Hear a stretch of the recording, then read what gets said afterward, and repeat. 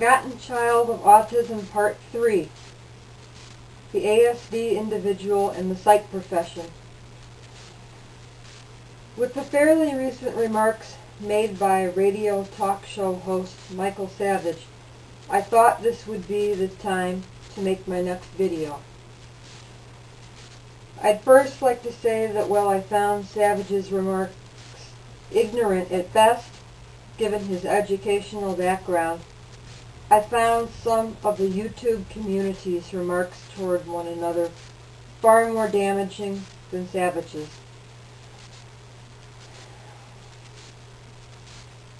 Autism, when properly diagnosed, not misdiagnosed or overdiagnosed, affects 1 in every 150 children.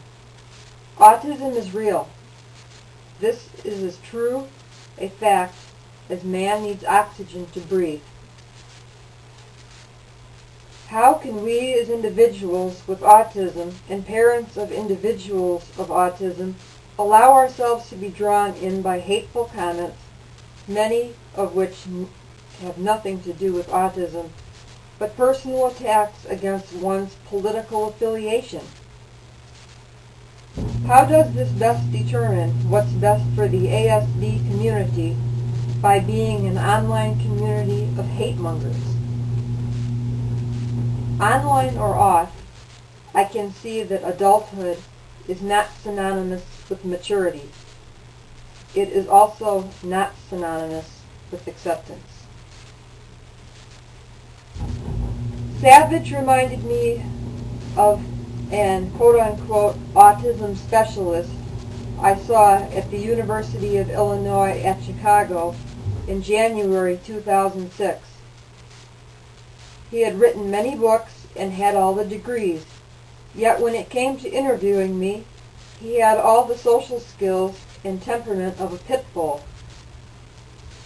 Though very intimidated alone in a closet-sized office with him, I sat answering round after round of questions as he screamed at me, challenged my answers, and did everything but swing an overhead light in my face like the old-fashioned police interrogation in classic films.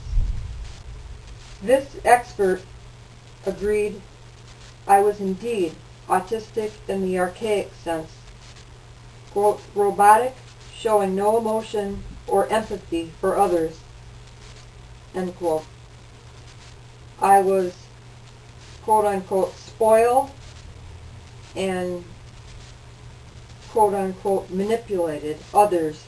In other words, I was a fraud, yet I was autistic. This quote-unquote expert went on to predict my future. He said it would end in either suicide or jail. Through it all, I held my stance.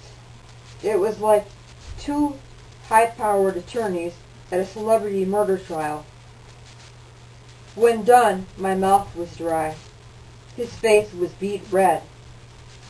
During the interrogation, he managed to get up in my face and raise his fist to me before controlling himself.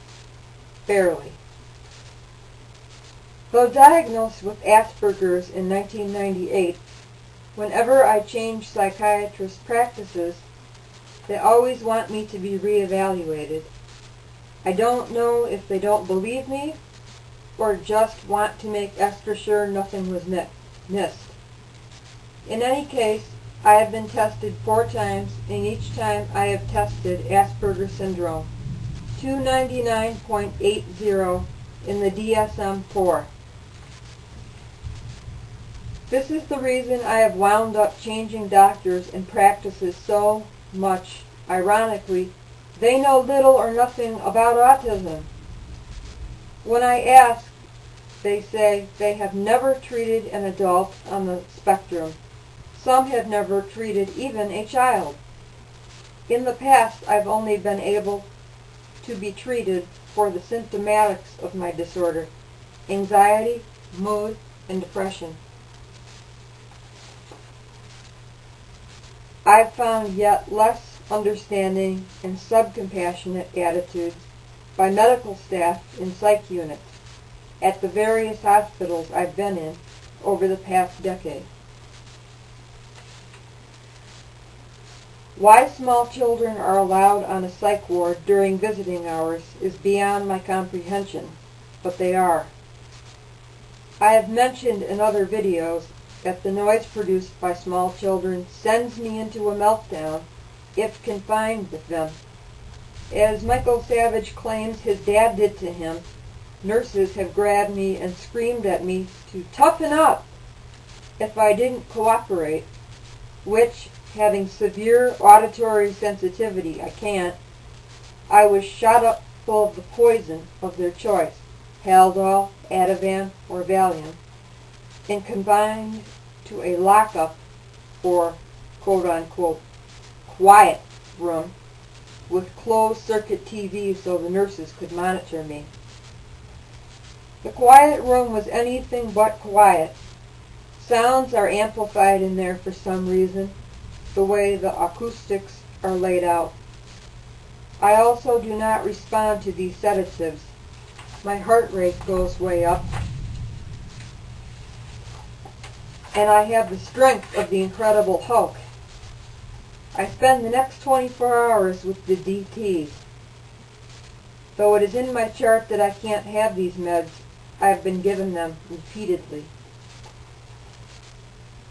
I have written essays which I have presented to staff. Some accept my offer to read them, but still treat me with contempt when I make a social faux pas or break down from another sensory meltdown. A common argument has been, quote unquote, how can a person so smart act so stupid? I've wondered the same of the opposite.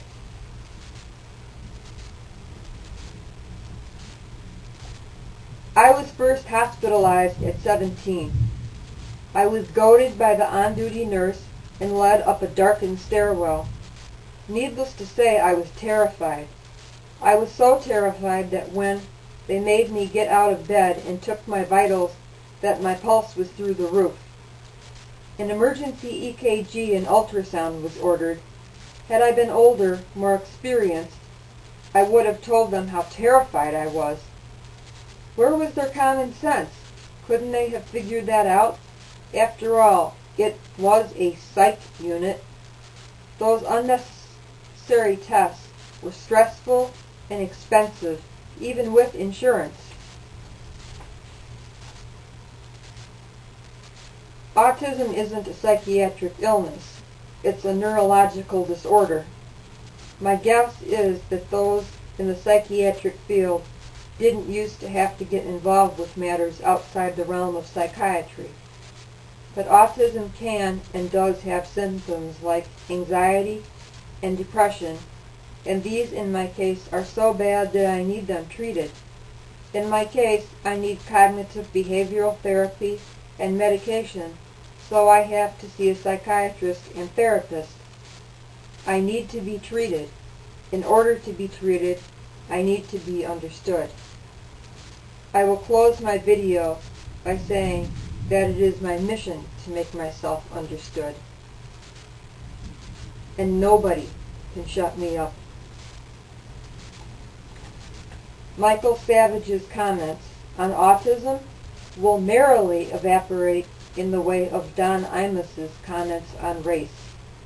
The real damage, in my opinion, is being done by the spiteful and ignorant YouTubers who cower behind their keyboard. This has been The Forgotten Child of Autism, Part 3. Thank you for watching.